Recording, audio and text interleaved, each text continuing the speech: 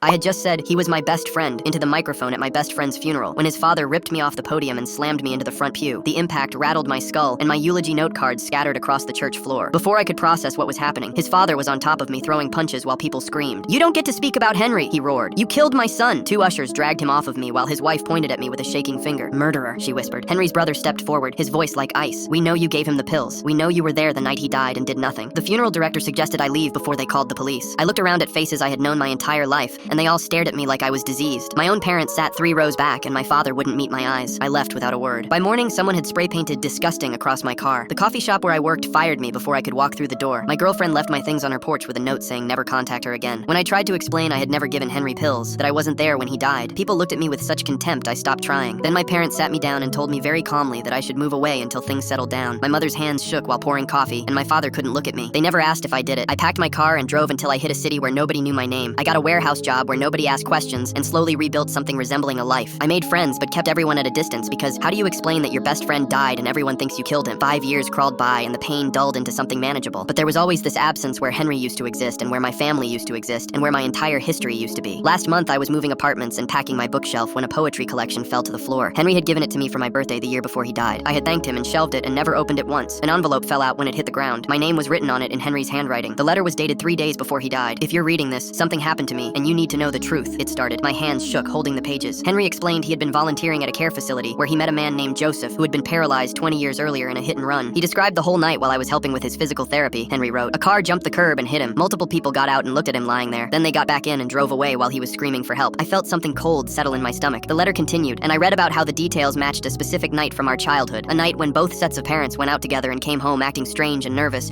and told us never to talk about that evening again. "I confronted them," Henry wrote. "All 4 of them together. They admitted everything. My father had been driving and swerved onto the sidewalk. They all panicked seeing Joseph broken on the ground. Henry's parents convinced everyone to leave before police arrived because it would destroy their careers and families. They had kept that secret for 20 years while Joseph lived in a wheelchair without justice or compensation or even an apology. I told them they had to come forward and make this right," the letter said. "They begged me not to tell you. They said you didn't need to carry this. I agreed to stay quiet while I figured out what to do because I didn't want to destroy you with this." Then the tone shifted and my blood went ice cold. Strange things have been happening since I confronted them. My brakes failed on the highway, but the mechanic found nothing wrong. Someone followed me home twice. I keep getting calls in the middle of the night with just breathing on the other end. I don't know if I'm paranoid or if they're trying to scare me quiet, but I'm scared enough to hide this letter somewhere. You'll only find it if something happens to me. The final paragraph destroyed me. "If something happens and it looks like an accident or an overdose, you should know I've never touched that stuff in my life. Don't believe whatever they tell you. My parents have access to prescription medications through their work, and I wouldn't put it past them if they felt trapped. I hope you never have to read this, but if you do, you need to decide what to do with the truth. I won't be around to fight this battle." I sat on my apartment floor holding those pages in stunned silence. The vindication I had spent 5 years desperately needing meant nothing because my best friend had been murdered to keep me from ever getting it.